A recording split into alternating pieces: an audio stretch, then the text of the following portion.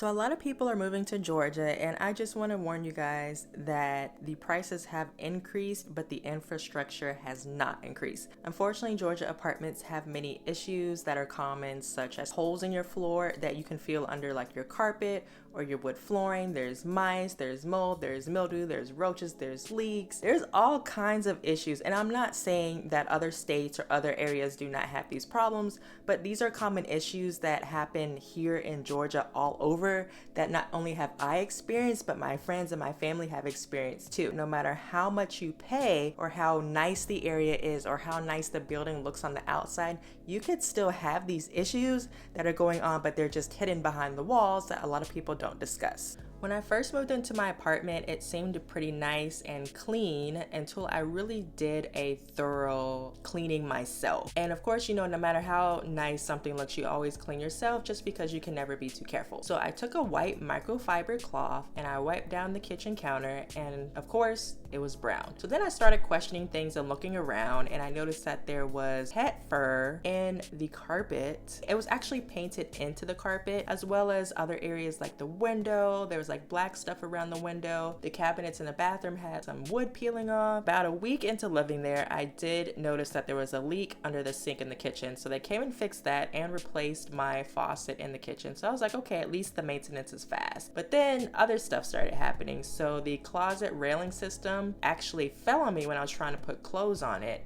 And maintenance came out again pretty quickly, but the nails that they put in the wall were in the same ones that were ripped through when the shelving system fell the first time. So I'm like, okay, so if you're gonna do that, it's obviously gonna fall again. So I just redid it myself, took care of that, and went on about my day. A couple months later, I was getting ready for work and I smelled a gas smell, and I couldn't understand where it was coming from. It was strong and it smelled like rotten eggs. So apparently this is normal, and it came from the water heater, and sometimes you have to pour bleach down it every couple months. And I asked them, was this normal? Like, how often do I have to do this? And like, why is this happening? And he really couldn't tell me why. One day my AC unit started making popping sounds and cackling sounds, and it smelled like something was burning, like it was like catching on fire. So I called maintenance and I told them that my AC unit was making these noises and my AC actually wasn't really working. The air wasn't coming on strong and it was just really hot, and I felt like it was a safety issue.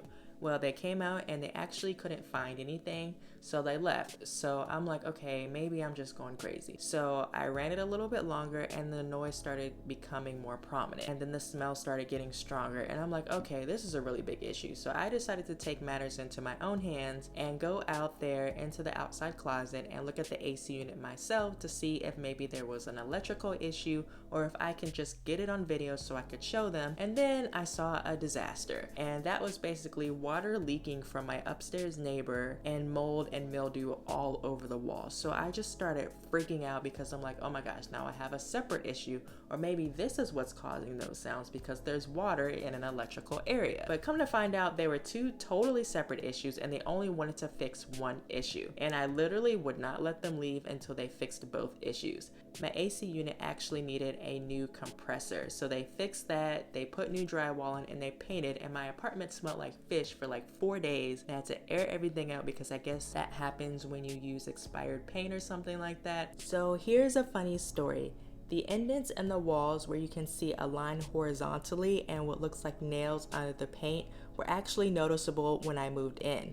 There was actually tape covering some of the holes, which I thought was really interesting and kind of one of those landlord special fixes. I thought since the apartment was small, someone put shelves or cabinets on the wall to create more space. And at first I only noticed it in the living room. Then I realized it was in every single room, and it became worse the longer I stayed. Then it just dawned on me, like, I don't think these were shelves or cabinets. I went to the wall and started pushing on it and examining it like I'm some kind of doctor or something. And I realized that it was actually the studs and the nails behind the drywall. And then the ceiling above started to show lines and indents as well. So I was like, oh my goodness, this is getting really crazy. But then it also started to make sense why the building would shake when someone slammed their door, or when you walked on the floor, you could literally feel it move under your feet, or you could just hear your neighbors walk around. And I know apartments usually have thin floors, but like, how thin are the floors where you can hear and feel them wash the dishes? You could literally feel them when they were doing their laundry, or you could hear them when they used the bathroom. There was also a time when the water was shut off for maintenance, and at first it was just one time, but then it started becoming a little bit more consistent, and then sometimes the water actually wouldn't even come back on at the time they said. Then when the water would come back on, the water would turn white and foggy, and there wasn't like a boil warning or anything. And for me, like, okay, the water shut off, sometimes it might turn colors, maybe, but the fact that it happened for weeks was what was really interesting to me,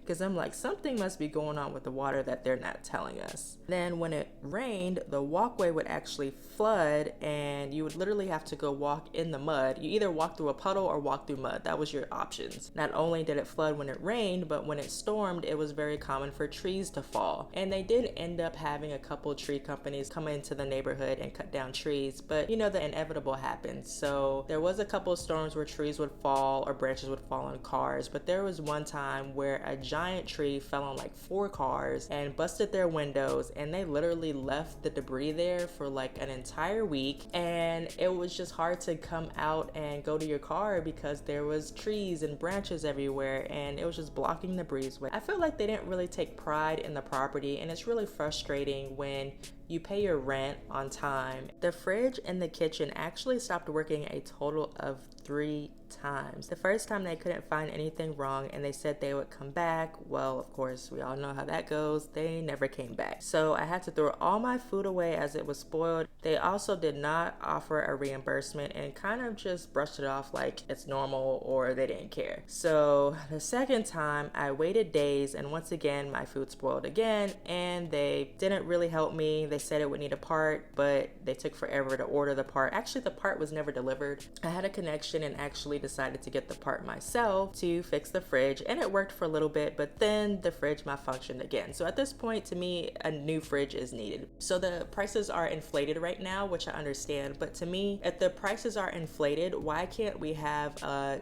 comfortable living environment? Why do we have to pay higher prices but not have our basic needs met?